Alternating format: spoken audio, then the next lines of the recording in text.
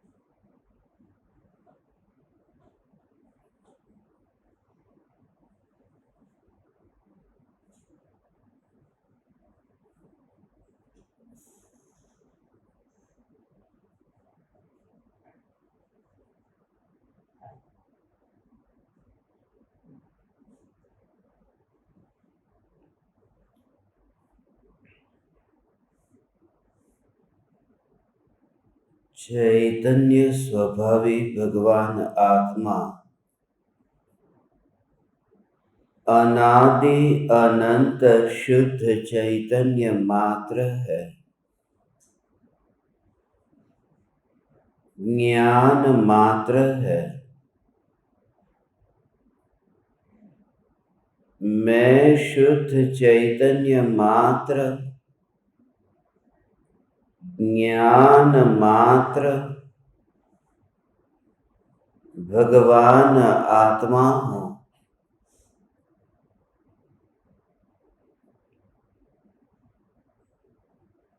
प्रति समय यह जागृति बनी रहे, इस जागृति का नाम धर्म है।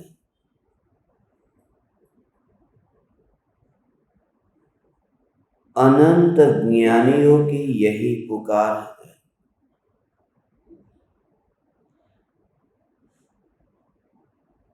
इस चैतन्य स्वरूप में ही स्थिर होना, यही ज्ञानियों के अंतर की भावना है। आत्मा ज्ञान स्वभावी है।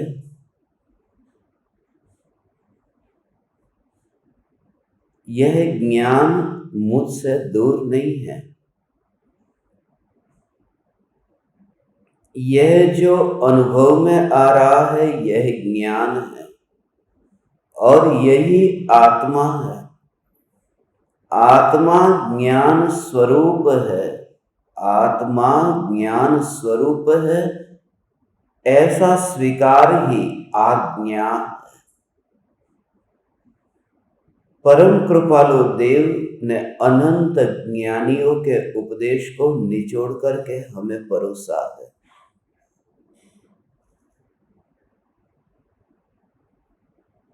जैसे हजारों फूलों को निचोड़ करके इत्र बनता हो, पूरा निचोड़ आ गया। ऐसे ही पंचम काल में सरल भाषा में, सरल शैली में अनंत ज्ञानियों की पुकार को सरलता से अंतर एक छोटा बच्चा भी जिसे निगल सके, जिसे पचा सके, ऐसी ये चैतन्य की पुकार कृपालु देव ने की है। ज्ञानी के प्रत्येक वचन में गहरे राज है। परम कृपालु देव को सद्गुरु के प्रति इतना अहोभाव था क्योंकि कृपालु देव के प्रत्यक्ष सद्गुरु कोई न थे। कोई भी व्यक्ति उस सत्ता को तब समझ पाता है जब वह नहीं हो। न हो तब पता चलता है कि उसका होना कितना महत्वपूर्ण है। सद्गुरु के वियोग में तड़पते हुए ऐसे ज्ञानियों को मैंने देखा है। हे ज्ञानी, मगर प्रत्यक्ष गुरु के योग के बिना वे ज्ञानी भी अंतर में जंगते हैं, अंदर में ही अंतर में क्या करूं? उस समय कोई हो मार्गदर्शन देने वाला, वरना इतनी बड़ी रामायण नहीं लिखी जाती। वरना राम को कोई पहले से ही कह देता कि जो सीता पर कर रहे हो ये ठीक नहीं है। राम सम्यक दृष्टि थे, ज्ञानी थे, मगर उन्हें कोई ये बोध देने वाला न था। सब थे, सुनने वाले सब थे, सुनाने वाला कोई नहीं था। गुरु न था, प्रत्यक्ष गुरु न था।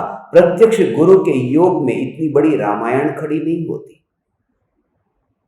राम ज्ञानी थे, ज्ञानी को भी प्रत्यक्ष गुरु की इतनी जरूरत है। जब ज्ञानी को जरूरत है तो अज्ञानी को तो कितनी जरूरत है कि पता ही नहीं है, बिल्कुल अंधा है, मार्ग का ज्ञान नहीं है, अंधा है, कहां जाए, क्या करे।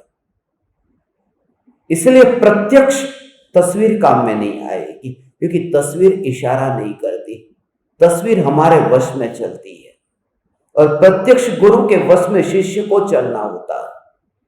तस्वीर को कहीं पर भी लटका दो, तस्वीर कुछ भी मना नहीं करेगी। तस्वीर को इस दीवार में रखो या फिर उस दीवार में रखो, तस्वीर को नीचे रख दो, तस्वीर पर पैर रख दो, तस्वीर कुछ नहीं करेगी। और यहां तक कि तस्वीर जगाने भी नहीं आएगी। तुम सो रहे हो, माँ बाप की तस्वीर है, वो जगाने नहीं आएगी। जिंदा माँ बाप होते तो जगाते हैं। बच्चे परीक्षा में फेल हो जाते हैं कि माँ बाप नहीं है, दादा दादी नहीं है, कोई नहीं था जगाने वाला, सोते रहे 8-8, 9-9 बजे तक, फेल हो गए। तस्वीर तो बड़ी बड़ी लटकती थी दीवारों के ऊपर। ये ज्ञानियों की तस्वीर ऐसी ही है। प्रत्यक्ष योग की जो महिमा है, ये महिमा कृपालु देव को थी, और उसी के संबंध में आज का ये पत्र है। ध्यान से सुनना ये कृपालु देव की पुकार को, ये चैतन्य की पुकार को, जो कृपालु देव कहते हैं कि असंख्य ज्ञानियों का जो बोध है, उन बोध का जो निचोड़ है, वह मैं तुम्हें इस 166वें पत्र में कहता हूं। पूरा निचोड़।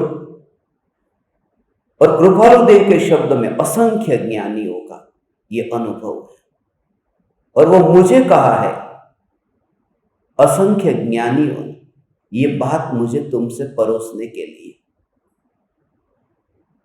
ये वचन जब हम पढ़ेंगे ध्यान से, एकाग्रता से इस भाव को समझना और अंदर आना। कृपालु देव जहां हमें ले चलते हैं वहां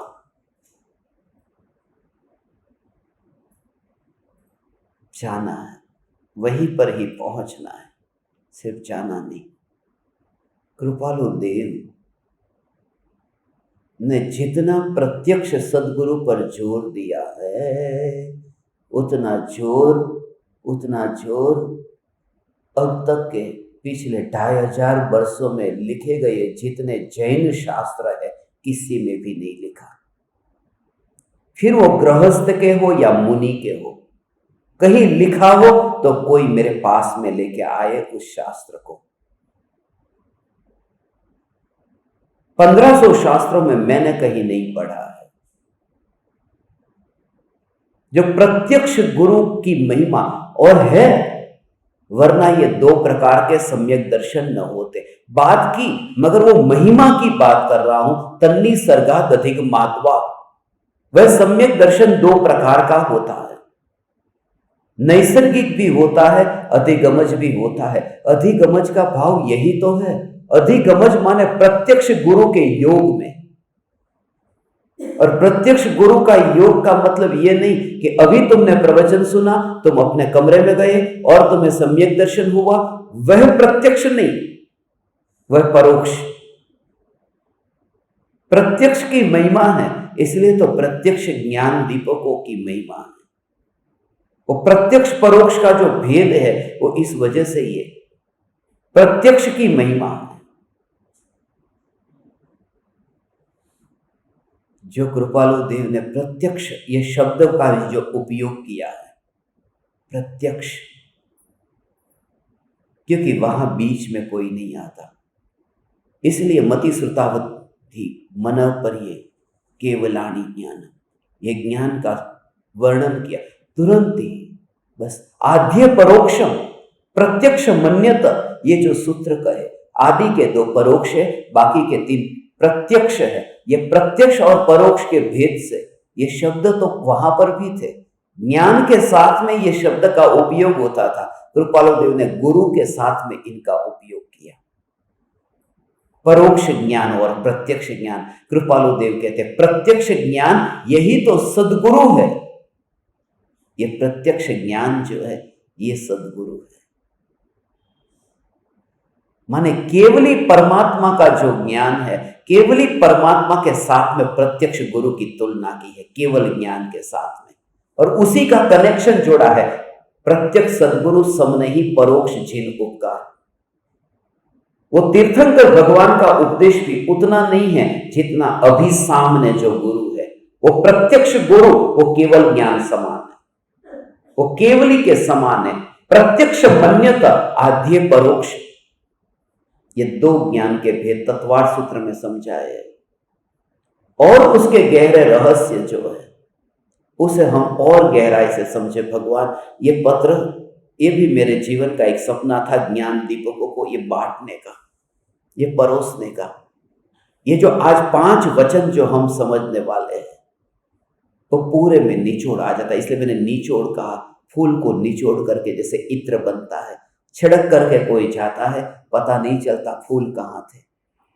इसलिए कृपालु देव जब ये परोसते हैं तब कृपालु देव की वाणी में ऐसे पता न चलेगा कि कौन से शास्त्र की कौन सी गाथा में से ये वाक्य लिया है, मगर आज मैं आपको थोड़े कनेक्शन बताऊंगा। और ये तो मेरी बुद्धि में आए, कृपालु देव के हृदय में तो क्या होगा।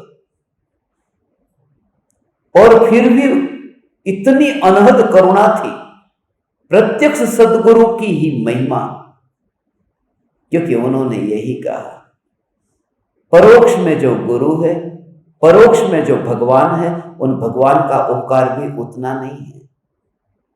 तस्वीर महावीर भगवान की हो और जिंदा सद्गुरु हो, उनकी महिमा ज्यादा जानना।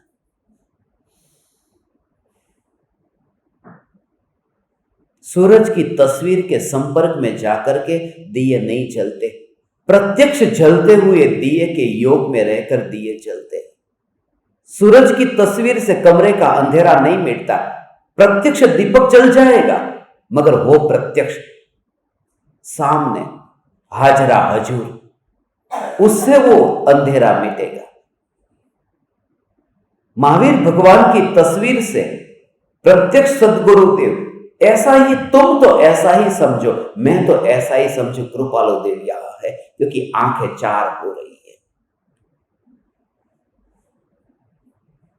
महावीर भगवान के साथ में तो नहीं हो रही है, यहां थोड़ी तो हो रही है, 4 आंखें हो रही है।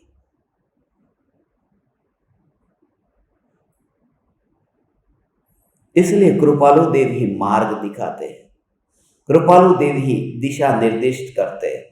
कृपालु देव ये कहते हैं जिसने पाया है वही दूसरे को प्राप्त करा सकता है, जिसने देखा है वह दिखा सकता है, जो चला है वही चला सकता है, जो जागा है वही दूसरे को जगा सकता है। सोता हुआ दूसरे को कैसे जगाए, सोता हुआ दूसरे को कैसे जगाए, इतने राज है। अब मैं आपको कहता हूं, बहुत गहरे भाव है, आप नाचोगे जब ये वचन को सुनोगे। कृपालु देव के अद्भुत वचन, इतने अहोभाव से भरो, कृपालु देव के प्रति अहोभाव से इतने भरो। प्रत्यक्ष सद्गुरु की महिमा,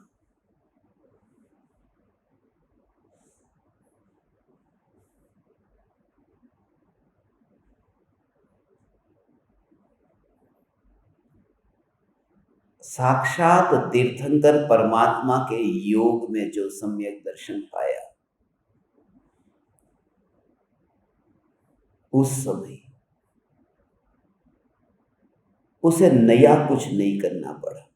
प्रत्यक्ष सद्गुरु के योग में कृपालु देव ने जो डायलॉग्स लिखे हैं ना आत्मसिद्धि शास्त्र में, कि प्रत्यक्ष सद्गुरु समने ही परोक्ष का, और फिर अहो अहो श्री सदगुरु करुणा सिंधु पर आप आमर पर प्रभु करो अहो अहो उपकार, अहो अहो उपकार। और प्रत्यक्ष सदगुरु सब नहीं, परोक्ष जिन उपकार, ये उपकार उपकार वाली ये दोनों गाथा है। क्योंकि उस समय शिष्य जो कृपालु देव को प्रश्न पूछता है वो डायलॉग्स उस प्रकार का नहीं है जैसे गांधी जी ने अफ्रीका से पूछा था और कृपालु देव ने भारत से उत्तर भेजा था। वो डायलॉग ऐसा नहीं है। वो डायलॉग ऐसा है कि एक अभी समाधान किया कि शिष्य दूसरा पूछता है, ये अंतर शंका तणो समझाओ सदगुरु, उसका समाधान कर फिर शिष्य पूछता है। वो प्रत्यक्ष योग का डायलॉग है, लिखते कृपालु देव है मगर वो प्रत्यक्ष शिष्य और सदगुरु ये दोनों का जब मिलन होता है उसकी बात वो आत्मसिद्धि में है। देखिए सौभाग्य भाई वहां पर थे, आप वहां पर थे माने आसपास में तो अंबालाल भाई थे मगर वहां पर थे माने कृपालु देव के अंदर में थे। फोटो में वो अंतर नहीं दिखाया जा सकता, इसलिए फोटो में पास में खड़े हुए या यहाँ पर दिमाग के भाग में वहां पर ऊपर दिखाए जाते हैं कि कृपालु देव सौभाग्य भाई को याद करते हैं, उनके लिए आत्मसिद्धि लिखते हैं। मगर ये जरूरत नहीं है कृपालु देव को, ये तो हमें समझाने के लिए कृपालु देव हो तो ये क्या,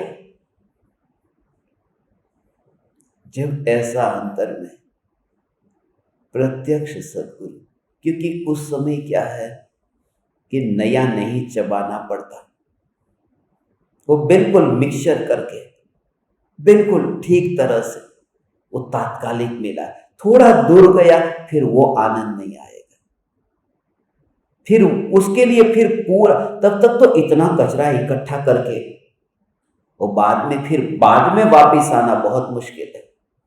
तात्कालिक ताजा लोहा जब गर्म हुआ है तभी मोड़ दिया, अभी गर्म हुआ लेके जाओ और बाद में मोड़ो, हो नहीं सकता। इसलिए लोहा जब गर्म हो तब मुड़ जाता है, ऐसे ही समोसर में वाणी सुनते सुनते उपयोग अंदर में मुड़ जाता है। इसलिए कोई जीवन में क्षणिक का बोध होता है कि जीवन मुड़ जाता है, गृहस्थ से मुनि हो जाता है, क्योंकि लोहा गर्म हुआ है,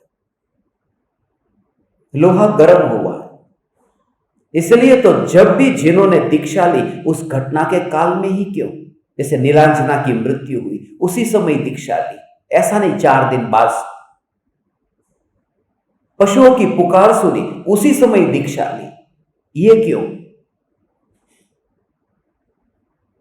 राम से इतने अत्याचार सह लिए और फिर अग्नि परीक्षा को कहा, मगर बहुत हो चुका, अब सोच करके नहीं, तात्कालिक दीक्षा ली। और राम ने भी सीता की दीक्षा के बाद में फिर राम भी दीक्षा ले लेते, सोचते नहीं है कि अब मुझे लेनी या नहीं लेनी। वो जो तात्कालिक है उसका परिणाम बहुत दृढ़तापूर्वक और अपने लक्ष्य की ओर ले जाने में बहुत उपयोगी होता है। उस समय लोहा गर्म हुआ है, उस समय मोड़ दो। और प्रत्येक सत्संग में बैठने से वो लोहा गर्म होता है, मुड़ सकता है। सत्संग प्रत्यक्ष का मतलब यही है कि लोहे को तुम गर्म करते हो। गुरु के योग में बैठ करके लोहा गर्म होता है, अब तुम्हारे ऊपर है मोड़ना या नहीं मोड़ना। गर्म हो गया, भट्ठी में तुमने लोहे को रख दिया, ये सत्संग की भट्ठी में। इसलिए वैसे भी ये भट्ठी है, सोगानी जी ने तो शुभ भाव को भट्ठी कहा है, ये भट्ठी ही है। इस भट्ठी में लोहे को रख दिया। किसी की मृत्यु हुई है, आप सभी ने ये अनुभव किया होगा कि मृत्यु होती है तब पत्नी हो या पति हो, बेटा हो, माँ बाप हो, जिस समय मृत्यु होती है उस समय कैसा भाव आता है? सिर पीटती है, अरे चले गए, मुझे भी क्यों साथ में लेके न गए, मेरे को क्यों यहां रखा, क्यों छोड़ा, लाओ मैं ही मर जाऊं, मेरे को जीना नहीं है, मुझे ही उठा लो, उस समय भाव आता है। मगर फिर 6 महीने के बाद में कोई कहे तो कुछ नहीं है, अब वो भाव नहीं है, क्योंकि वो घटना ताजी थी। जब घटना ताजी हो उसका उपयोग करना, वरना तो तुम्हें रिकॉर्डिंग करके मैं वहां से गजपंथा से भेज सकता था। यहां प्रत्यक्ष क्यों बुलाया? और वहां कम झंझट होती, तुम्हारे जैसे लोगों की झंझट अकेले में नहीं होती, और सुविधा से मैं बोल पाता। मगर उस स्थिति में वो जो यहां का जो मजा है ना, यहां का प्रत्यक्ष का जो भाव बताना, वो आता ही नहीं। प्रत्यक्ष का आनंद अलग है।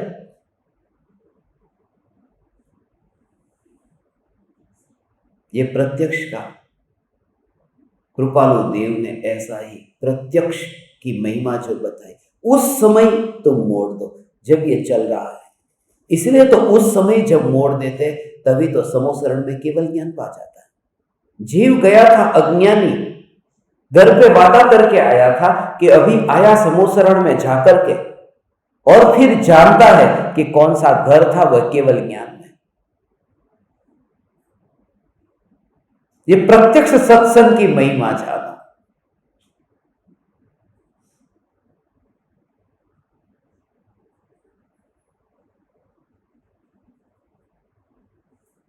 वहां उनके अनुरूप चलना होता है। इसलिए तो मूर्ति की पूजा हमें अच्छी लगती है, अपने हिसाब से उसे ढाल सकते हैं। जिंदा सदगुरु बहुत मुश्किल है उनके पास में बैठना। आज कृपालु देव जीवंत होते, उनके पास में क्या इतने लोग आते? बहुत मुश्किल है। प्योर शुद्ध चैतन्य की बात करें, हां, इधर उधर की बात करें तो भीड़ इकट्ठी हो जाएगी। हंसाए रुलाए तो फिर भीड़ इकट्ठी होगी। लड़के लड़के के जोड़े मिला दे तो भीड़ इकट्ठी होगी। मगर शुद्ध चैतन्य की पुकार में, प्रत्यक्ष योग में, उस जमाने में भी कृपालु देव के पास में क्यों ना आए लोग? ववानिया में कोई नहीं रहता था, ऐसा ही हाल था। आज उमराला में कोई नहीं रहता। यहां कौन है उमराला का? यहां कौन बैठा है उमराला का? मेरे घर वाले के अतिरिक्त। वो भी घर वाले हैं, शायद बाहर वाले होते तो वो भी न बैठते। बहुत मुश्किल है।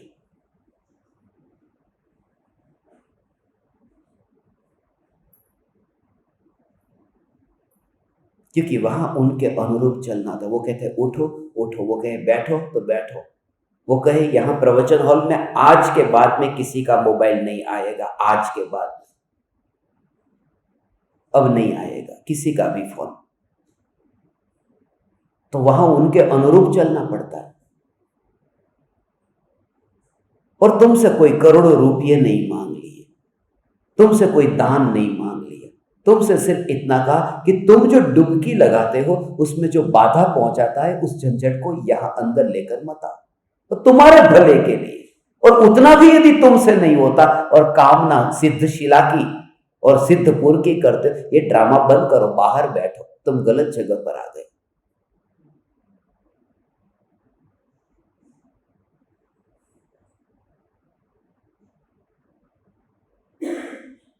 कृपालु देव जो प्रत्यक्ष की महिमा करते हैं,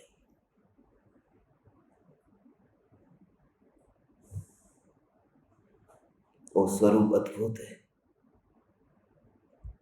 सुनो, पहले अपन पत्र को पढ़ते हैं, क्योंकि इस पत्र में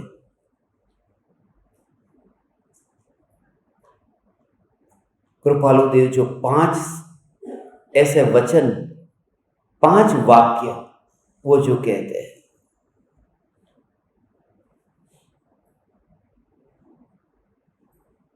मुंबई से लिखा है।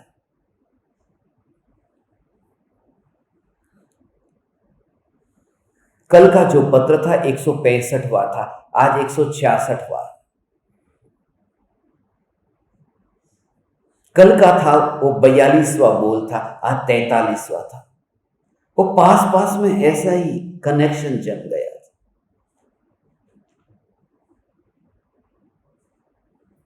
अब ये दिव्य ध्वनि खिलने का समय आ गया। अब दिव्य ध्वनि खिलेगी। अब बरसेगी वाणी, तुम सुनो। अब अंत नहीं होगा, अब रात हो जाएगी। 166वां है ना, 66 दिन के बाद में दिव्य ध्वनि गिरने वाली, महावीर भगवान की दिव्य ध्वनि। ये 166वां, एक चैतन्य की पुकार, एक गणधर के बिना वाणी नहीं निकलती थी। नहीं, सभी के पुण्य का उदय नहीं आया था। और गुरुदेव कहते हैं नहीं, वो जो वाणी, उनके परमाणु भी अलग अलग थे, उनको टकराने का काल नहीं आया था। वो कहते हैं हम ऑलरेडी मीटिंग चल रही है हमारी, दूसरे कहते हैं हमारी इसके साथ मीटिंग चल रही है, हम कैसे जाए वहां टकराने। वो पर्याय बाद में आएगी। ये 166वां पत्र मुंबई से लिखा है, दूसरे दिन ही लिखा है 165वें पत्र लिखने के एक रात के बाद में, मगर भाषा कैसी बदल गई ये देखो। मुंबई, कार्तिक शुक्ल छठ, भौम 1947। भौम का अर्थ है मंगलवार। सतपुरुष के एक एक वाक्य में, एक एक शब्द में अनंत आगम भरे हुए हैं। यह बात कैसे होगी? अनंत आगम भरे हैं, सतपुरुष कहा। ये सतपुरुष, ये सदगुरु की बात है। कितनी कितनी अपेक्षा से अनंत आगम भरे हैं। श्रुत ज्ञान का अंश नई है, और नई अनंत प्रकार के होते हैं, और ज्ञानियों ने अनंत नयों से वस्तु का स्वरूप जाना है। एक पर्याय, दूसरी पर्याय, तीसरी पर्याय, ऐसे श्रुत ज्ञान की जो पर्याय है, ये श्रुत ज्ञान की पर्याय, ये अनंत पर्याय है। इसलिए नई के मुख्य दो भेद है, जैसे निश्चय नहीं, व्यवहार नहीं, द्रव्यार्थिक नहीं, पर्यायार्थिक नहीं, निश्चय नहीं, व्यवहार नहीं है, ये है अध्यात्म नहीं है, द्रव्यार्थिक पर्यायार्थिक ये आगम नहीं है, फिर वो 7 नहीं है, नैगम संग्रह आदि, फिर 47 नहीं है। नयों के भेद नई संख्यात होते, असंख्यात होते, अनंत होते हैं, क्योंकि श्रुत ज्ञान की पर्याय अनंत तक होती है। उंगलियां अलग अलग अलग अलग अलग हो सकती है जो दिखाती है, नहीं माने वही उंगलियां।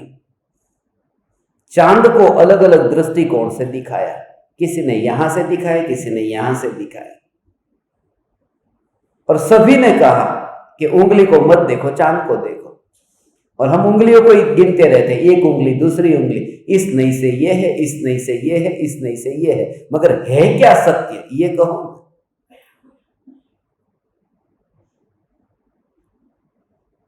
अनंत आगम, अनंत आगम। ये जो निचोड़ा, मैंने तो कहा खाली थोड़े फूलों को निचोड़ करके इत्र, यहां तो कहते अनंत आगम को निचोड़ करके ये आत्मसिद्धि शास्त्र की रचना हुई है। अनंत आगम भरे है। सतपुरुष के एक एक वचन में भगवान अनंत अनंत अनंत अनंत अनंत आगम, क्योंकि भाव छोटे पड़ते हैं। अनुभव में आया है अनंत गुणाधिपति चैतन्य परमात्मा, अनंत गुणाधिपति चैतन्य परमात्मा, और वाणी में अब आ नहीं पाता, इसलिए वाणी जितनी भी ऐसी निकलती उसमें सब आ गया, ऐसा सब आ गया, उसका कनेक्शन पूरा सारा गया। खाली शब्द, एक शब्द हो, मगर एक शब्द में ही बस वो पूरा भाव ग्रहण हो गया। जब वो सुने तो उसका भाव ऐसे ग्रहण हो।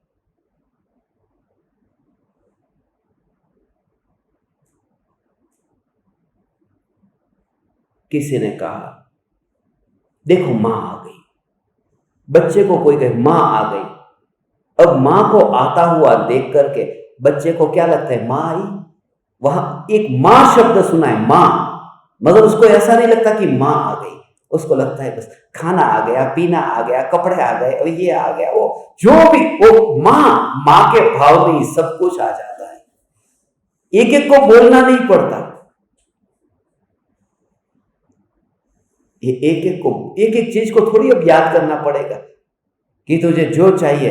अब कितनी चीज मां से मिलती है, मगर जब कोई कहे कि तेरी मां नहीं थी, अब देख मां आ गई, बस वो जो खुश हो रहा है वो अकेली मां का कारण नहीं है, मां अकेली कारण नहीं, वो सब वस्तु उसके पीछे कारण है। पेट में भूख लगी है, यहां पसीना बह रहा है, बिना कपड़े का बैठा है, ये जो हालत कि मां आएगी, अब इतना इतना मेरे लिए सब देगी, तो इतना जो भाव है वो एक शब्द, तो शब्द इतना है मगर उसमें छुपा बहुत कुछ है। ऐसे ही सदगुरु कहते हैं आत्मा, तो उसमें अनंत आगम छुपे हुए हैं। इसलिए तो आत्म सिद्धि शास्त्र में शुरुआत आत्मा से ही की। आत्मा 6 पद में शुरुआत आत्मा से की, आत्मा है।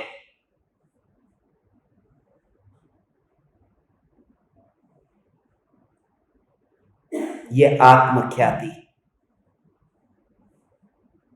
ये आत्मानुशासन, और यही वजह है गुरुदेव को भी ये शब्द अत्यंत प्रिय था। इसलिए यही कि तुम्हारे पास में कौन सा धर्म है, ये श्वेतांबर धर्म छोड़ करके दिगंबर धर्म में आ गए। गुरुदेव ये कहते हैं ये श्वेतांबर दिगंबर धर्म नहीं है, ये आत्म धर्म है। सोनगढ़ से मैगजीन निकला, फिर आत्म धर्म, मूल काम की बात आत्मा, बस।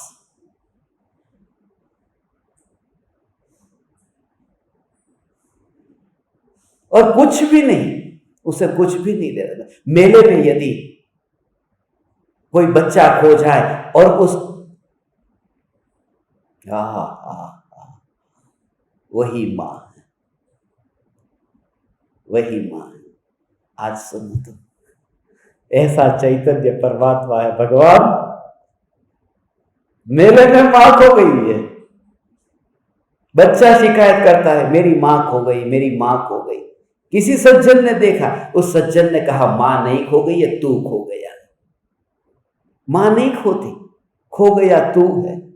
तुझे पहचान करनी है ना, तुझे पता नहीं है मां किधर है। मां को तो जहां है वहां पता है कि वो किधर है। अब ढूंढ रहा है मां को। किसी ने पूछा बता मां कैसी है, काली है या गोरी है? ये बच्चा कहता है क्या कहते हो, आज तक कभी सोचा नहीं। मां 2 प्रकार की होती है, काली और गोरी। ऊंची है या ठिंगनी है? बोले भेद के प्रभेद भी होते हैं, ये पता ही नहीं, इतने भेद वाली मां। बोले मां कैसी है तू ये तो बता। कि बस मां मां है, मां है बस। भावों में सब भरा है, खाना देती है, पीना देती है, सब देती, मगर वाणी में कुछ नहीं कि मां मां है।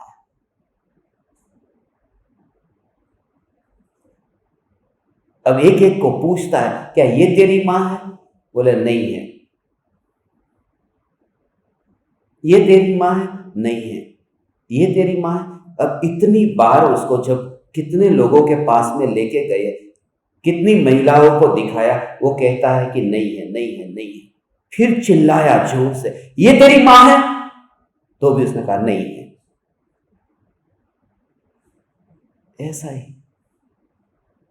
ऐसा ही शिष्य का स्वरूप है। वो खो गया, पर्याय है, वो बेटा है, आत्मा द्रव्य है। वो पर्याय कहती है कि आत्मा खो गया है, मिल नहीं रहा।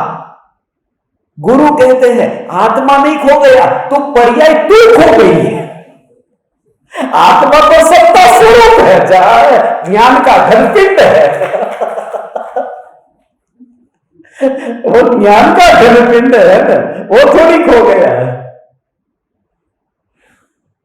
अब गुरु पूछते हैं कि बोल तुझे देखना है कि आत्मा को देखना है। अब जब उसे कहे कि क्या ये आत्मा है, ये आत्मा है, ये आत्मा है, बोले ये आत्मा नहीं है, ये आत्मा नहीं है, ये आत्मा नहीं है, ये आत्मा नहीं। फिर कोई जोर से चिल्ला के पूछे ना कि ये आत्मा है, तुम डर जाओगे।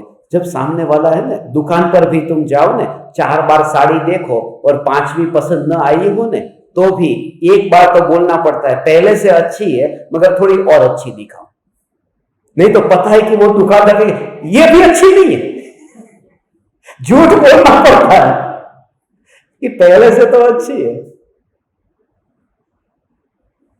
मगर ये बच्चा है ना, बच्चा है, प्रामाणिक है, बच्चे ने कह दिया ये मेरी मां नहीं है। तो बीच में ऐसे बहुत निमित्त आएंगे। मैं चैतन्य ऐसा विकल्प आत्मा है, वो कहता है नहीं ये नहीं है, ये विकल्प आत्मा नहीं है। आत्मा का राग होता है, आत्मा ही चाहिए, वो चाह नहीं, वो चाह आत्मा नहीं है। वो हजारों सूर्य के प्रकाश जैसा प्रकाश दिखाई दिया, क्या ये आत्मा है? ये आत्मा नहीं है। मना कर देता है, नहीं ये आत्मा नहीं। और कितना बोला कि ये तेरी मां है, मां नहीं है, नहीं है, नहीं है। वो रोता है मां के विरह में, पर्याय तड़पती है द्रव्य के विरह में, मगर स्वीकार नहीं करती है किसी भी पराये को कि ये मेरा है। ये प्रामाणिकता, इतनी तो प्रामाणिकता आ जाए, स्वीकार नहीं करती है कि लाओ किसी को भी मान लूं मैं। फिर उसकी मां का चेहरा जैसा था ऐसा ही चेहरे वाली कोई स्त्री आई, ये तेरी मां है? तो भी नहीं माने, नहीं। ऐसे ही समय सार में भी आत्मा दिखाया, गीता में भी दिखाया कि गीता को पढ़ करके कहा कि ये आत्मा है, चलेगा? नहीं चलेगा, वो समय सार वाला ही चलेगा जिसमें द्रव्य का भी स्वरूप है, पर्याय का भी स्वरूप है, मल्टीपल व्यू, अनेकान दृष्टि से, अलग अलग दृष्टिकोण से वस्तु स्वरूप पूरा। ऐसा नहीं कि तू अकर्ता है, तू किसी को मारता ही नहीं है, तो फिर हे अर्जुन आत्मा तो मरता ही नहीं है, तो फिर तू डरता क्यों है? मार सामने तेरे पास, डरता क्यों है जब आत्मा मरता ही नहीं है? और आचार्य कुनकुन देव कहते हैं कि आत्मा जब मरता ही नहीं है तो ये मारने का विकल्प ही क्यों करता है?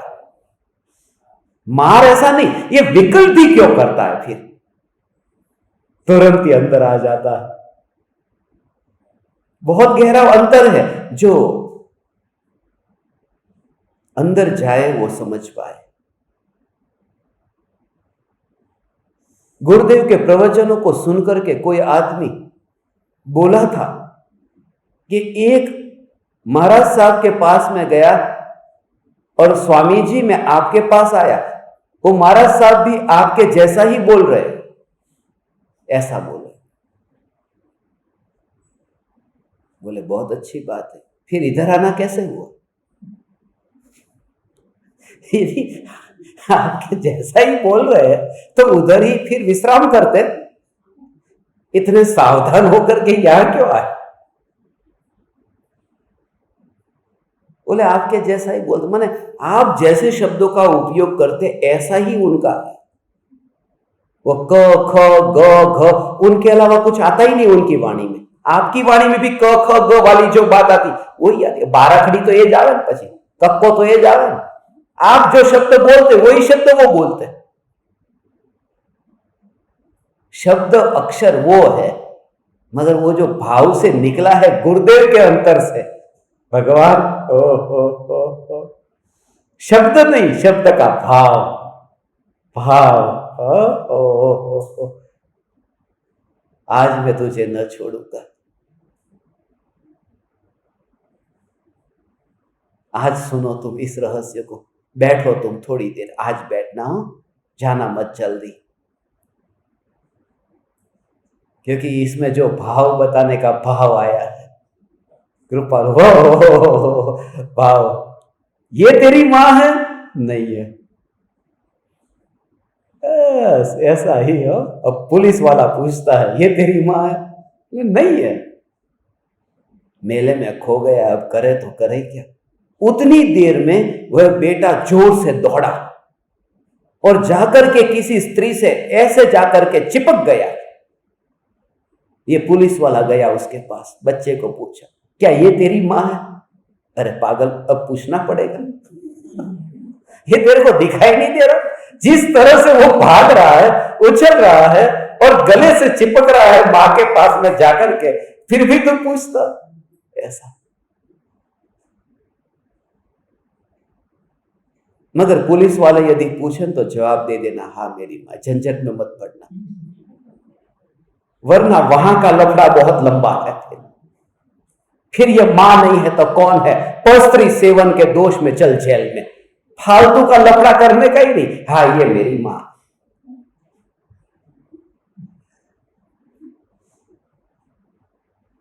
मगर उस समय बच्चे को पूछने की जरूरत नहीं पड़ती।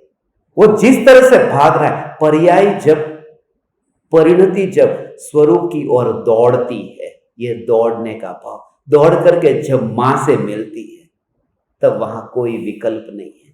वहां कोई पूछे ये तेरी मां है तो सुनता भी नहीं है, वो आनंदित ही होता है कि बता तो।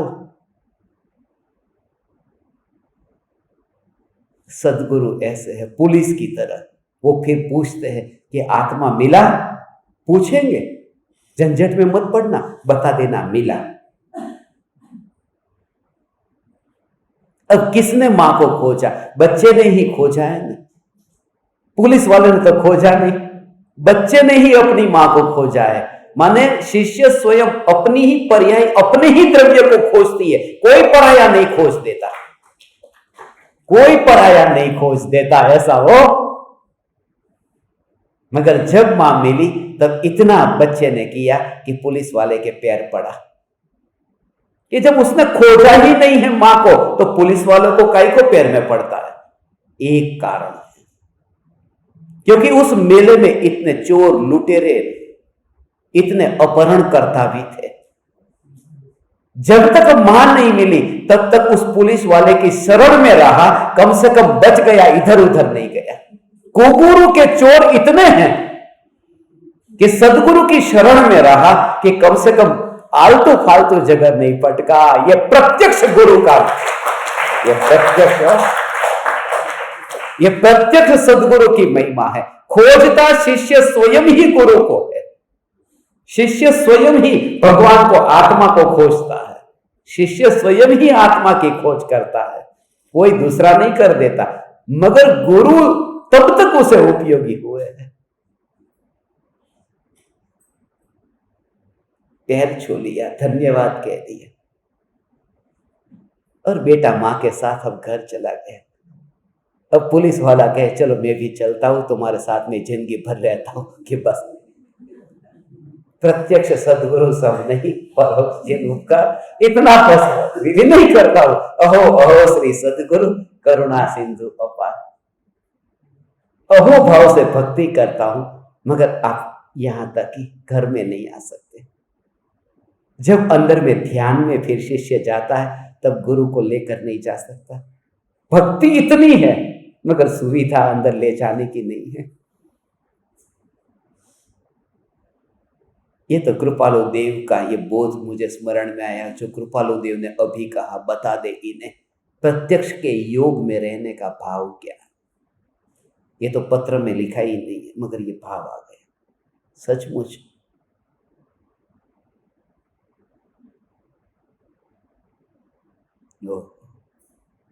तुम्हारे जैसे बच्चे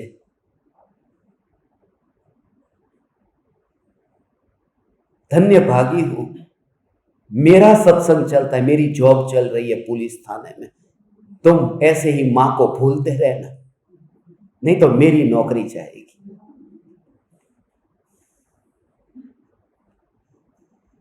मगर अंदर से ये भाव आता है, आप जैसे परमात्माओं के योग में रह करके दोनों ओर से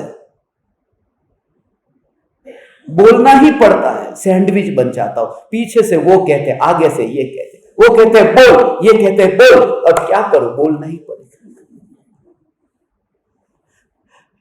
धन्य भागी है, सचमुच उसको शब्द में नहीं कहा जा सकता। भगवान इतना उपकार है गुरुदेव का, कृपालो देव का, इतना ओहो ओहो उपकार है। और वहां तो ओहो ये मेला है, ये मेला ही है। कितनी जगह पर कितनी जगह फंसने की संभावना है भगवान। ये शुद्ध जो चैतन्य परमात्मा की पुकार, और सभी को परमात्मा के रूप में देख। ऐसा नहीं कि तू नीचा देख किसी को, पापी देख तू, वो कुकुरों को भी तू ऐसा परमात्मा के रूप में देख, शिथिलाचारी को भी। इसलिए गुरुदेव का जो था ना, गुरुदेव जब प्रवचन देते थे उस समय गुरुदेव को पता है कि ये मिथ्या दृष्टि है। ऐसे मुनि भी थे, दिगंबर मुनि हो, मगर फिर भी गुरुदेव उनको पाठ पर बिठाते थे। ऐसी तस्वीर भी है, गुरुदेव दिगंबर मुनि प्रवचन सुनते हैं, गुरुदेव का प्रवचन सुनते हैं, सब जानते हैं गुरुदेव। फिर भी कहने का मतलब कि शिथिलाचारी होने से उनको खराब बोलना, नीचा बोलना, उनकी निंदा करना, वो कुछ भी नहीं। आप भी परमात्मा हो बस। ये भी तीन लोक के नाथ परमात्मा है। इसलिए जैन धर्म रहस्य में आखिरी चैप्टर में जो है ना, गुरु के प्रकरण में ये लिखा है, शिथिलाचारी को भी परमात्मा के रूप में देखना, उन्हें भी अनंत शक्तिशाली देखना, शिथिलाचारी मत देखना। शिथिल नहीं है, शक्तिशाली है। शिथिलता पर्याय में है। और यदि गहराई से कहूं तो तेरी दृष्टि अभी इतनी शिथिल है कि वो शिथिल दिखाई दे रहे। तेरी दृष्टि सम्यक हो जाएगी तो वो भले शिथिल हो, तुझे परमात्मा दिखाई देंगे। ये देखो,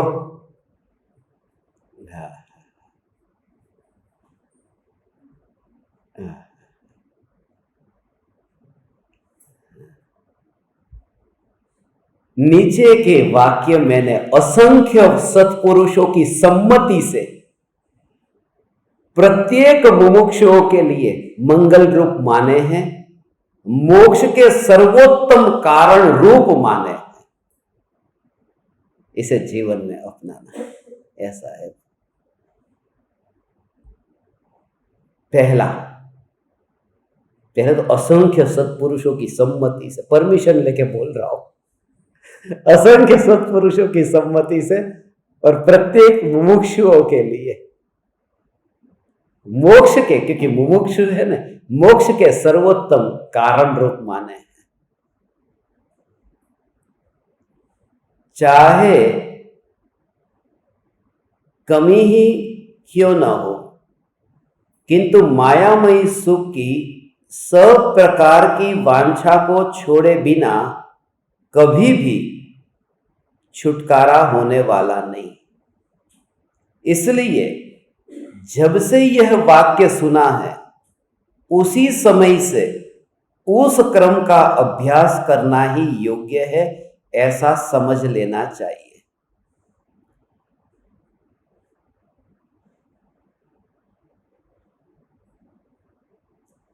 कमी हो तो ठीक चलेगा, कमी तो हो। घना लोग को पूछे हमारी कचास क्या है, ये बताओ। गुजराती में हमारी कचास कहाँ पर है? हिंदी में होता है कचास? नहीं होता है। कमी है ना, बस ये तो कचास। कचास शब्द गुजराती नो जे छे एनी महिमा छे। कचास कहाँ, कच्चा कहाँ रह गया? कच्चा कचास। गुरुदेव ने कोई पूछ्યું कि गुरुदेव हमारी कचास क्या है, तो बताओ ने कि कचास एने कहेवाय કે આમ ઘણું બધું શેકાઈ ગયું હોય અને થોડું કાચું હોય। અહીંયા બધું જ કાચું છે ને કચાસ ન કહેવાય। हमारी कचास क्या है? रोटी अभी तुमने वहां पर बेलन से वो बेली ने ऐसी रोटी को, और अभी पाटली ऊपर उसके ऊपर रखी है, और कोई तुम्हें पूछे इसमें कचास किधर है, कि पूरा का पूरा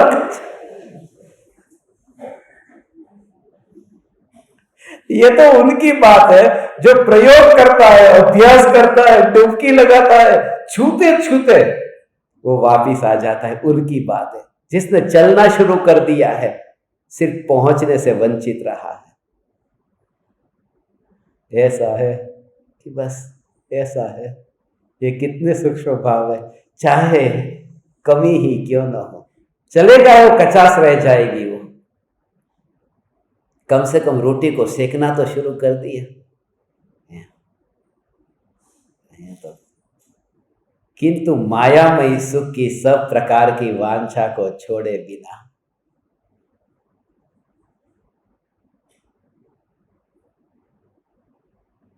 ये मायामयी सुख है, मोह माया, ये माया है। एक सत्संग हुआ था ना, महिला की माया का चाल, ये माया, मायामयी, मुंबई नी मोह माया, ये इसमें भी माया कहते हैं, मोहमयी।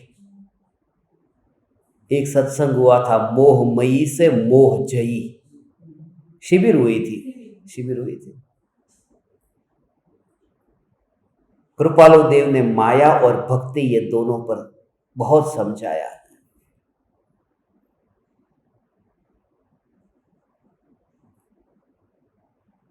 भक्ति करना ये उपाय है। एक पुरुष रास्ते से अकेला जा रहा है, कोई स्त्री उसे देखती है और पुरुष को परेशान करती है, परेशान करती, छेड़खानी करती है, उसे आकर्षित करती है, तरह तरह के जाल में फंसाने का इंतजाम करती है।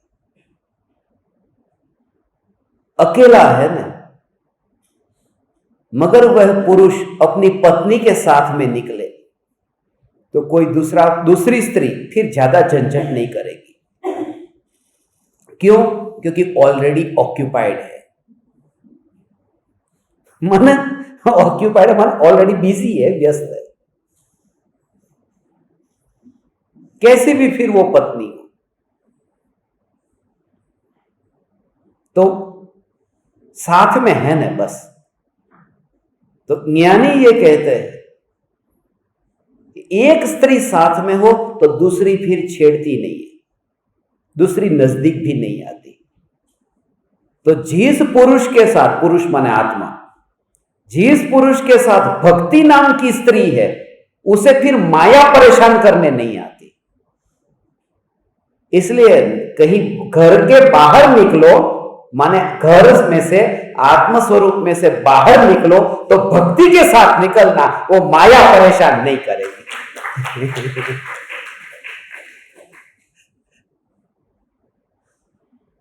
सब निकलते हैं मगर माया को लेकर निकलते, इसलिए भक्ति आती नहीं है पास में। दो में से एक रह सकता है।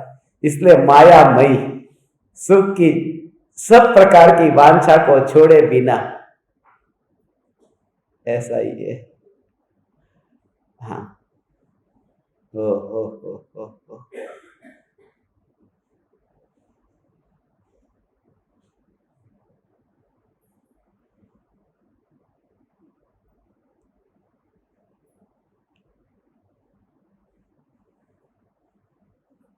एक में से परंपरा ऐसी, ये माया वाली, एक में से दूसरे, दूसरे में से तीसरा चलता रहता है। घर रखा और घर में चूहा हो गया, अब चूहे को पकड़ने के लिए बिल्ली रखी, फिर बिल्ली को पिलाने के लिए दूध चाहिए, फिर उस दूध के लिए फिर गाय रखी, गाय रखी तो फिर बाई रखी, दूध कौन निकाले, फिर इन सब के खाने का इंतजाम किया तो दुकान की, फिर दूसरों की जेब काटना चालू किया। ये सब करते करते याद ही नहीं आया कि वो घर में शांति से रहना था, चूहे को भगाकर अब दुकान पे ही, दुकान पे बैठता है। वो भूल ही गया दुकान, घर था कहीं मेरा। वो माया वाला जो सुख है वो पता ही नहीं चलता, किधर से किधर चला जाता है चक्रव्यूह में। ऐसा है इसका अभ्यास बिना, इसलिए जब से यह वाक्य सुना है उस समय से उस क्रम का अभ्यास करना ही योग्य। पहले यही पहले।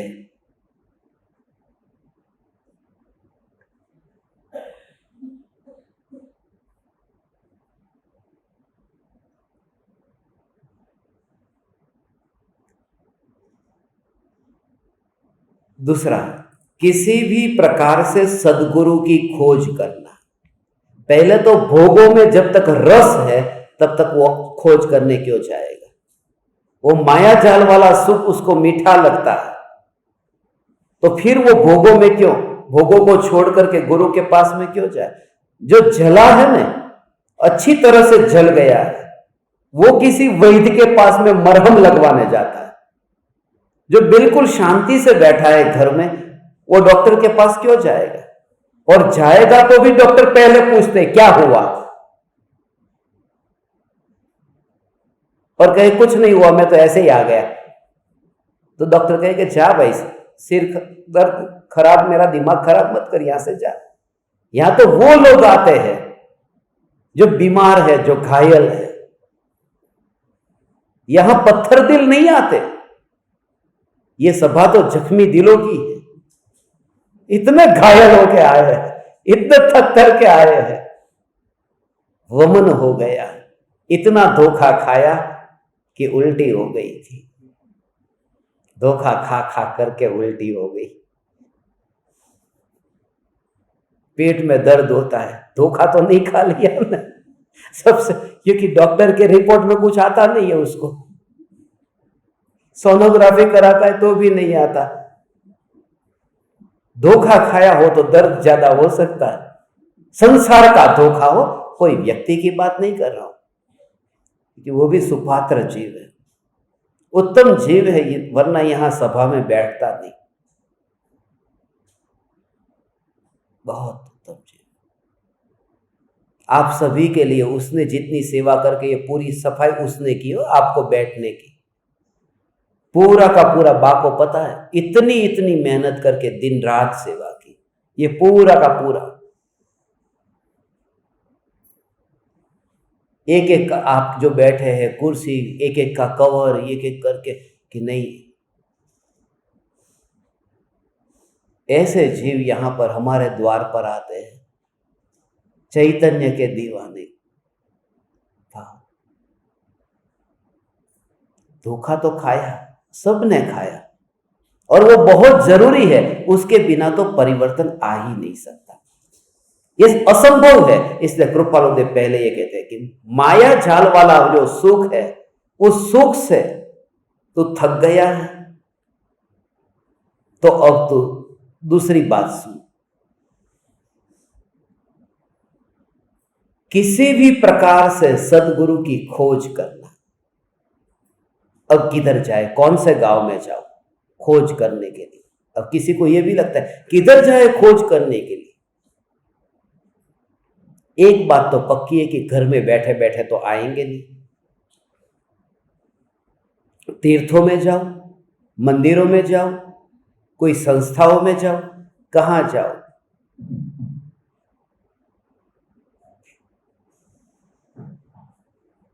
कि तू शिष्य हो जा, बस ऑटोमेटिक गुरु कहीं से आ जाएंगे। तू शिष्य नहीं होता है इसलिए गुरु नहीं मिलते। शिष्य हो जा माने तू पूरी तरह से ऐसा प्यासा हो जा, प्यासे को पानी मिल जाता है।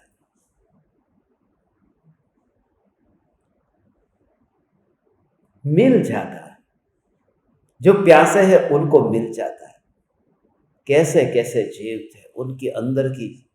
मुंबई से एक व्यक्ति गुरुदेव का प्रवचन सुनने के लिए, मुझे तो बापूजी बता रहे थे, सुबह प्रवचन सुनने के लिए आते फ्लाइट से, प्रवचन सुनते और फिर वापस मुंबई जाते शाम की फ्लाइट से, फिर दूसरे दिन आते। ऐसा हो कोई थे, बता रहे थे कि प्रवचन सुनने ऐसे आते थे, खाली एक प्रवचन सुनने के लिए। कितना अहोभाव! ये जो खोज करने के लिए जो निकला है। अब निहाल चंद जी सोगानी जी को कहां मिल गए, कैसे मिल गए? सहज योग होता है जब जीव अंदर से ही ऐसा ही, नहीं तो इसलिए तो ये जो इनके कान में अभी यहां पर जो सुन रहे हैं, उनके कान में जो ये चैतन्य की पुकार पड़ रही है, वो कैसे पड़ रही है? कि उनको भी कृपालु देव के इन वचनों से परिचित होना है, तभी तो वे सुन रहे हैं। वरना पर्यूषण के टाइम में अभी तो प्रतिक्रमण चलता होता, करम खींचते, करम खपावता, इधर तो बांधते हैं। कोई बात नहीं,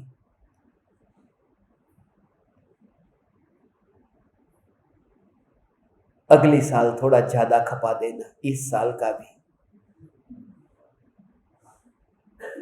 अंदरથી આમ પાછા એમ કેવો આમ निकलता હોય ને, આમ ऐसे ऐसे निकलते कर्म, बिल्कुल ऐसा ऐसा ऐसा छूटता है ना कर्म, ऐसा लगता है। बैठते पंखा पंखा चालू नहीं, बिल्कुल बंद, और छूटता है। और असल में देखूं तो पूरा पसीना छूटता है। कर्म तो क्या छूटता है,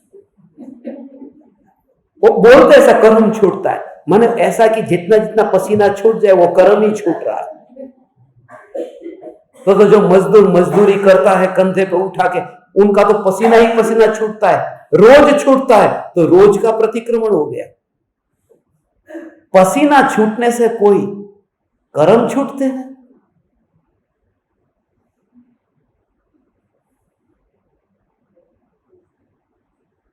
यहां तो पर्याय द्रव्य को छूती है, छूटता कुछ भी नहीं।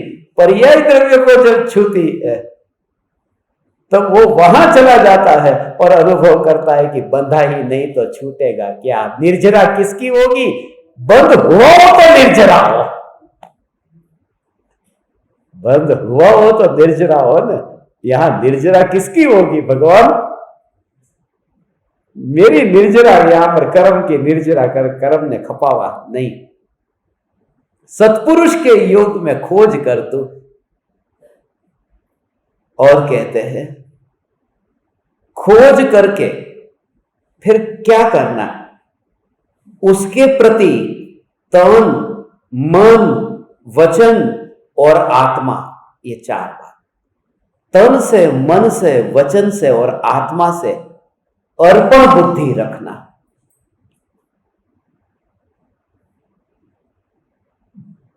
ऐसा है, ऐसा है। बस आप कहो क्या करूं? मैं बैठूं, मैं उठूं, मैं चलूं, मैं क्या करूं? बस यही भाव मैंने अपनी नौका को, हे नाविक, आप पर छोड़ दिया है। अब आप ले चलो जहां ले चलो। अहोभाव इतना है, अहोभाव इतना है। आप जो कहो ठीक है, क्योंकि आपकी दृष्टि वहां तक की है। नहीं तो गुरु माना ही नहीं है, नहीं तो बंद कर दो, ऐसा ही। नहीं तो बकवास बंद कर दो, अहोभाव इतना है। नहीं तो ये स्तुति बोलना बंद कर दो, ये ड्रामा बंद कर दो। अहो अहो श्री सदगुरु करुणा सिंधु अपार, आप आमर पर प्रभु करो। नहीं किया कोई उपकार, तू तेरे मुंह से सदगुरु बोल भी मत। यदि पूरी तरह से समर्पण है तो बोलना, ये चार प्रकार से, तन से, मन से, वचन से और आत्मा से। ये चौथा आत्मा आया, फिर चौथे नंबर पे ही आया है।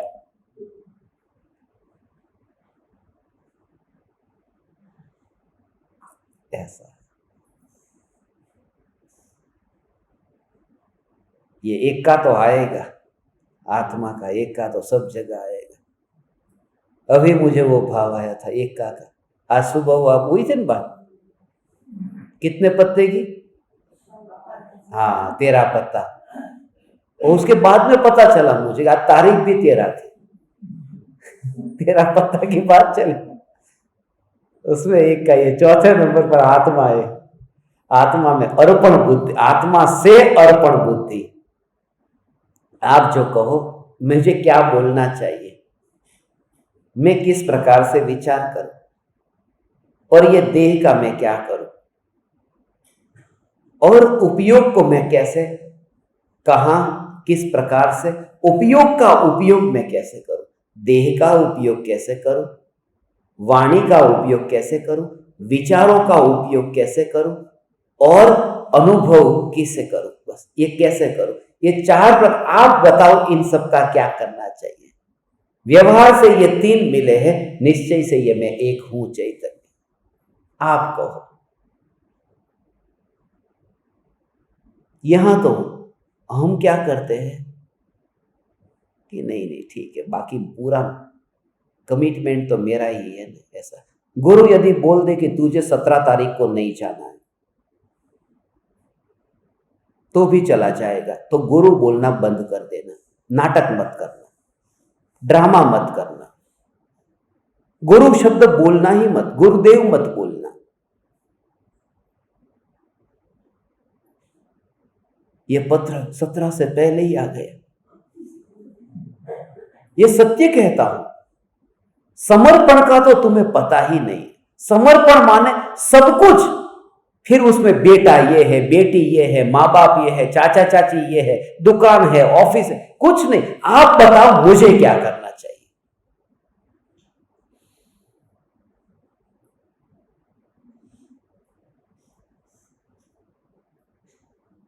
ये पूरी दृढ़ता, पूरा निश्चय। और एक बात कह दो, कोई भी गुरु ये नहीं करेगा, न कहेगा न करेगा, ये देख करके कि ऐसा काम करने से उसके जीवन में और साधना से छूटेगा, तो वो काम नहीं करना है। मगर तुम्हारा समर्पण कितना है पहले ये तो कहो। एक भी निर्णय अपनी ओर से नहीं किया, सब गुरु की ऊपर छोड़ दिया। सिर्फ अनुभव जो हुआ बस वही एक अपना, बाकी सब गुरु का। मां की जो पहचान की न, बस वो बेटे की, वो पहचान बेटे ने की। बाकी ध्यान रखा वो सब पुलिस वाले ने, फिर खाना पीना खिलाया था वो सब पुलिस वाले ने, सब किया। मगर वो सब ऐसा अहोभाव, कृपालु देव के शब्दों में ये कह रहे, सदगुरु की खोज करके उसके प्रति तन से, मन, वचन और आत्मा से अर्पण बुद्धि रखना, ये झुकना ऐसा है। ठीक है, आप कहो क्या करूं मैं, क्या करूं। बस मैं जला हुआ आया हूं, मैं थ्योरी सीखने के लिए नहीं आया कि इतने प्रवचन तो सुन लिए थे, थोड़ा और सुन लिया। मैं जो भी बात तुम्हें सुनाता हूं तो उसमें से बहुत सी बातें तो ऐसी है जो पहले सुनाती है, उसमें नया क्या है। कि इस बहाने भी वो जो कमी है तन, मन, वचन और आत्मा से, कल वो जो अर्पण बुद्धि नहीं थी वो हुई या नहीं हुई, वह जो महत्वपूर्ण है। ऐसा हम कृपालु देव की ऐसी भक्ति कर सके। हे कृपालु देव, आपने जो कहा अब हम उस आज्ञा का पालन करेंगे, उस जिज्ञासा से, उस अहोभाव से हम आपके वचनों को सिरोधार्य करेंगे। जो भी आपने कहा उस समय पूरी तरह से, वरना मैं आपको ये झूठे झूठे शब्द से कृपालु देव, परम कृपालु, ये ड्रामा बंद कर दूं। अब मैं स्त्री के पास में जाऊं तो 78वां पत्र याद कर लो कि जिस द्वार से 9 महीने के बाद में मनुष्य निकलता है, इतना कष्ट भोग करके निकलता है, सिकुड़ा हुआ, क्योंकि मां को प्रसूति के काल में जो दर्द होता है उससे हजारों गुना ज्यादा दर्द बच्चे को होता है।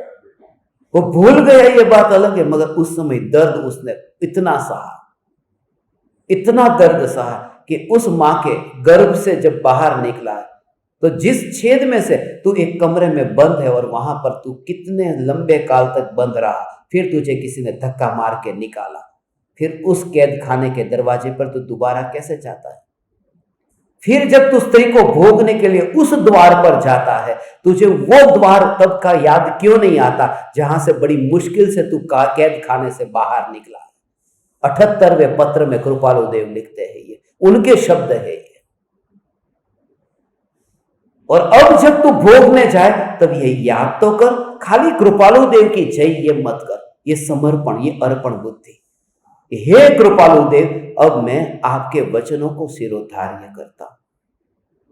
और कृपालु देव जैसा स्पष्ट वक्ता, कृपालु देव जैसा प्रयोगात्मक जीवन के अंदर उपदेश देने वाला जीव मेरी नजर में तो नहीं। गुरुदेव ने भी ऐसा नहीं कहा कहीं, जैसे परम कृपालु देव की इतनी सूक्ष्म बात से जो निरूपण किया है, एक एक एक एक बात कृपालु देव की ऐसी है। वो 700 सुवाक्यों को, उन वचनों को जब तुम पढ़ोगे तब तुम्हें पता चलेगा, ऐसा स्वरूप है वो, अद्भुत है, अद्भुत है। और उस समय भर जवानी थी कृपालु देव की जब वह पत्र लिखा गया। ऐसी जवानी में जहां काम, वासना, यौवन इतना अति पर हो और स्त्री का भोग, और उस समय ये वाणी, उस समय ये वचन निकले, माने कितना पुरुषार्थ होगा, माने अंदर में कितनी धारा ऐसी चिंतन की, अनुभूति की ऐसी अंदर में चलती होगी, तभी तो, वरना ये विचार भी नहीं आ सकता। अंदर ही अंदर ऐसा कृपालु देव का। उस पत्र पर तो प्रवचन भी हुए हैं पहले, शायद गुजराती में हुए हैं, मगर सुनना आपकी समझ में आएगा। 78वां पत्र है, 2 प्रवचन हुए हैं उस पत्र पर। उसी की आज्ञा का सर्व प्रकार से शंका रहित होकर आराधन करना, और तो ही सब मायामयी वासना का अभाव होगा ऐसा समझना, वरना नहीं होगा। ऐसा है भगवान। हो। तीसरा, अनादिकाल के परिभ्रमण में अनंत बार शास्त्र श्रवण, अनंत बार विद्याभ्यास, अनंत बार जिन दीक्षा, अनंत बार आचार्यपना प्राप्त हुआ है। ये तो हो चुका है अनादिकाल के परिभ्रमण में अनंत बार। शास्त्राभ्यास, शास्त्र श्रवण, विद्याभ्यास, जिन दीक्षा, ये जिन दीक्षा, महाराज साहिब नहीं हो, मुनि हो गया। समस्त परिग्रह का त्याग करके बाहर में, और आचार्यपना पाया, ऐसा। मगर केवल एक सत ही नहीं मिला, सत ही नहीं सुना, सत का ही श्रद्धा नहीं किया, और इसके मिलने पर, इसके सुनने पर तथा इसकी श्रद्धा करने पर ही आत्मा में से छूटने की बात का भणकार होगा। वो जो माया का भाव है वो तब निकलेगा। माया, सत, सत का मतलब सत्ता स्वरूप चैतन्य। सत माने, ये सत शब्द इन्वर्टेड कोमा में, ये खास सत, सत को नहीं सुना, सत नहीं मिला। सत माने चैतन्य की पुकार नहीं सुनी, जो सत्ता, खोटा, सत माने वह खोटा। आज जिसकी चर्चा की थी ना, आज की थी या पता नहीं कल की थी, आज की थी, खोटे की बात थी वैसी, वो सत है। चौथा, मोक्ष का मार्ग बाहर नहीं है किंतु आत्मा में है। मोक्ष का मार्ग बाहर नहीं है किंतु आत्मा में है। मार्ग प्राप्त कराएगा, पामेलो पमाड़ से, ये इसका भाव है। ऐसा है भगवान, चैतन्य चैतन्य चैतन्य चैतन्य। ऐसा मोक्ष का मार्ग बाहर नहीं है, मोक्ष का मार्ग आत्मा में है। क्यों? उसका भाव ऐसा है।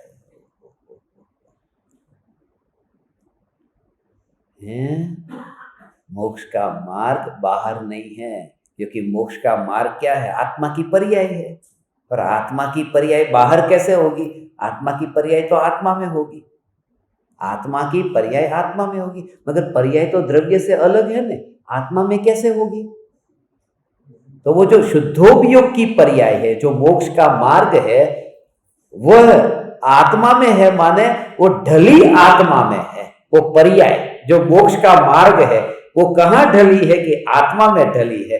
तो मोक्ष का मार्ग बाहर नहीं है, भीतर यहां है, माने पर्याय बाहर नहीं ढली, अंदर में ढली है। ये तो भाव जिनकी समझ में आए ऐसा भगवान ये अंदर में ढली है मोक्ष का मार्ग ऐसा है। आ दादा ने समझाय છે આ દાદા માટે બોલું છું બધું। मोक्ष का मार्ग बाहर की ओर नहीं है, बाहर नहीं है, क्योंकि जो उपयोग है वो उपयोग अंतर्मुख हुआ है भगवान, वो उपयोग अंतर्मुख हुआ उपयोग शुद्धोपयोग है। और शुद्धोपयोग उस समय वो है पर्याय, पर्याय द्रव्य में नहीं होती, द्रव्य के तो बाहर होती है, मगर वो पर्याय में परिणमन कैसा हुआ कि मैं ध्रुव हूं, तो वो परिणमित हुई ऐसी कि मैं ध्रुव हूं, माने वो पर्याय अंदर में ढली, ऐसा कहते हैं। अंदर में है, अंदर में माने वो द्रव्य में ऐसे अभेद होकर परिणमित हुई कि मैं द्रव्य हूं, मैं ध्रुव हूं। वो शुद्धोपयोग पूर्ण रूप से ऐसा अंतर में, ऐसा थोड़ा बाहर थोड़ा अंदर, ऐसी बात नहीं है। ऐसा मार्ग को इसलिए तू ढूंढ तो बाहर तुझे नहीं मिलेगा।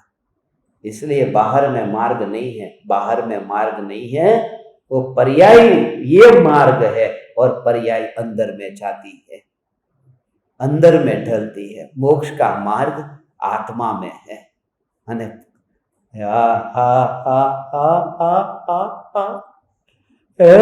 ऐसा देखे तो वो विचार ही नहीं आ सकता हो। वो छोटा बच्चा है ना, जब वो माँ को ऐसा जाकर के चिपक गया है और कोई पूरे मेले में कोई पूछे कि वो बच्चा किधर है, अभी देख किधर है, कोई कहेगा मेले में है। वो किधर है कि माँ के पास है, माँ के अंदर है। ऐसा वो बाहर नहीं है। ऐसे ही जो मोक्ष मार्ग की पर्याय है वो बाहर नहीं है पर्याय, मगर वो आत्मा से ऐसी चिपकी हुई है कि मैं आत्मा, इसलिए मोक्ष का मार्ग भीतर है। ऐसा है मोक्ष का मार्ग। हो मोक्ष का मार्ग बाहर नहीं है किंतु आत्मा में है। मार्ग प्राप्त कराएगा। ऐसा ही जिसने पाया है वही दूसरे को प्राप्त करा सकता है। उसका कारण क्या है? ये मार्ग के लिए ये बात लिखी हो है? ये तो તમે પહોંચી ગયા છો કૃપાલુ દેવ, તમે પહોંચી ગયા છો એટલે જ તમે આ વાતને બતાવો છો ને। એનું કારણ છે એટલું સૂક્ષ્મ છે, એટલી વાત એટલી સૂક્ષ્મ છે કે અહીંથી આમ નીકળી पर्याय અને पर्याय દ્રવ્ય સાથે અભેદ થઈ। હવે જ્યારે કોઈ શિષ્ય પૂછે, સદગુરુને પૂછે કે આત્માનો આ મોક્ષનો માર્ગ જે છે એ સમ્યક દર્શન કે આત્માની અનુભૂતિનો માર્ગ શું છે, ऐसे हैं मार्ग क्या है, ऐसा कोई पूछे। अब यहाँ से ये गाड़ी निकली और यहाँ तक पहुंची और दोनों के बीच में फासला कितना है कि फासला 100 किलोमीटर का है। अब जो 99 किलोमीटर तक जो व्यक्ति गया है और वो बिल्कुल अनजान रास्ता है, उस ध्येय तक वो पहुंचा ही नहीं, तो उसे कोई पूछे कि जहां मंजिल है वो कितना दूर है, उसके पास में जवाब नहीं है, क्योंकि खुद को पता नहीं है। अब उसने पूरा 100 किलोमीटर तक का रास्ता तय कर लिया, एक बार तय कर लिया और फिर वो वहां से बाहर आया है। और बीच रास्ते पर अब समझो, खाली समझने के लिए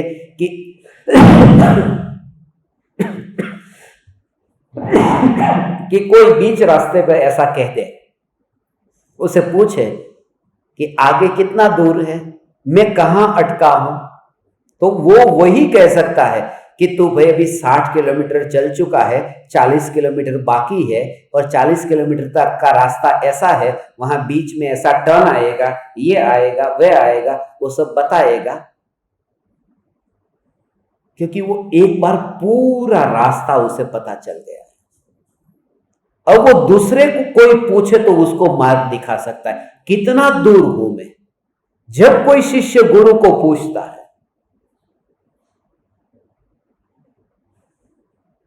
कि कितना दूर है मोक्ष का मार्ग, मेरा सम्यक दर्शन कितना दूर है, गुरु पूछते हैं क्या हो रहा है तुझे, तू कहां पर है वो जान लेते और फिर वो बताते तेरी दूरी इतनी है। बेनश्री बेनना भाई पूछता था ने सम्यक दर्शन કેટલું દૂર છે, આટલું દૂર છે ને આટલું દૂર છે ને, પછી કઈ જવાબ જ નથી. પામ્યા પછી બોલવાનું રહેતું નથી. ये बात है. हो यहाँ तो अंधे के कंधे पर हाथ रख करके चलते हैं. आंधड़ा हो ना, एक आंधड़ा है बीजाना खंभा ऊपर कंधे पे हाथ रखा है, दूसरे ने उसके एक लंबी कतार, वो चलते रहते हैं. यहाँ पर पाट के ऊपर बैठते हैं. एक पाट से उतरा फिर दूसरा महाराज आया, फिर वो पाट से उतरा फिर तीसरा आया, वहां चलते हैं. और भगवान आत्मा की बात तो गुरुदेव जैसी तो, हे गुरुदेव, हे कृपालु देव, आपने मार्ग को पाया है, पामेलो पमाड़शे हो. हे गुरुदेव, तमे पाम्या छो ने, तमे पाम्या छो. गुरुदेव आप खुद आपने पाया है ने, तमे पाम्या छो. कारण के आ लख्યું પામેલો પમાડશે. તમે પામ્યા છો તો તમે પમાડો. આવું આમ અંદરમાં આ પત્ર વાંચતો ત્યારે એવો પડતા था तो ये गुरुदेव को बोलता था पहले, गुरुदेव તમે તો પામ્યા છો તો પમાડો. ગુરુદેવ કે આવી રીતે હા હા, એક દ્રવ્ય બીજા દ્રવ્યનું કાંઈ કરી શકતું નથી. પામેલો ક્યાંથી પમાડે? નહીં તો તીર્થંકર પરમાત્મા સભો શરણમાં બધાને પમાડી દે. सभो शरण में तीर्थंकर भगवान सभी को दे देते नहीं है. इसलिए ये तो भक्ति की भाषा है. ये तो उनसे बचने के लिए कहा है कि तुम फंसना मत उनमें, हैं ये है. और देखो आखिरी 2 अक्षर में मार्ग कहा है. पूरा मार्ग 2 अक्षर में आ गया. और अनादि काल से इतना सब करने पर भी क्यों प्राप्त नहीं हुआ उसका विचार करो. खोटा बस 2 अक्षर में मार्ग है पूरा. वही सत्ता स्वरूप जो है सत, कुछ नहीं सत, उसमें सब आ गया. सत में सब आ गया. छोटा सा शब्द है सत.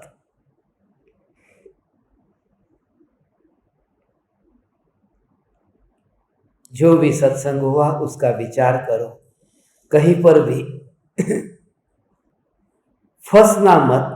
ये मेला बहुत बहुत विराट है. वो मेला छोटा था, 500,000 लोग थे. इस मेले में फंसने की संभावना बहुत है. माँ है, बाप है, भाई है, बहन है, उनकी बात नहीं कर रहा हूं. वो मेला नहीं, विकल्पों का इतना मेला है अंदर ही अंदर. वो तेरे को लूट न ले, तेरे उपयोग को, तेरे उपयोग को वो चोर चोरी करके न ले जाए. इसलिए इस उपयोग को जब तक आत्मा न मिले सदगुरु की शरण में बैठे रहना. बस बैठे रहना, चुपचाप कुछ मत करना, खाली बैठना, इतना ही पर्याप्त है. बैठ तू उनकी निश्रा में बैठ. उन्हें कोई विकल्प नहीं है, उनकी निश्रा में बैठ. जैसे पेड़ की निश्रा में कोई बैठता है उसे अपने आप ही छाया भी मिलती है और फल भी मिलता है. मगर निश्रा में बैठे, दूर बैठेगा तो छाया भी नहीं मिलेगी और फल भी नहीं मिलेगा. मगर नीचे कौन बैठे? जो गर्मी से इतना परेशान हो गया है, जो जख्म से इतना घायल हो गया है. हम सभी परम कृपालु देव का सच्चे रूप में भगवान आदर कर सके. परम कृपालु देव के वचनों को धारण कर परम कृपालु देव का इन समस्त प्रकारों से, मन से, वचन से, काया से और आत्मा से अर्पण कर सके, अर्पण भाव कर सके। ऐसा है, बस बस बस बस बस, ऐसा ही है। चैतन्य चैतन्य चैतन्य। आप समस्त परमात्माओं को मैं प्रणाम करता हूं। आज रात को आप इसी तत्व विचार में सत चैतन्य, कृपालु देव ने ये कहा ना, आत्मा सत चैतन्यमय, ये सत और चैतन्य, ये सत चैतन्य, ऐसा ही इसमें पूरा सार आ गया। सत और चैतन्य, सत में तो समस्त द्रव्य आ जाते हैं क्योंकि सभी की सत्ता है, मगर उन समस्त की सत्ता में जो मेरी सत्ता है वो चैतन्य है। इसलिए हम ये कहते हैं चैतन्य चैतन्य चैतन्य।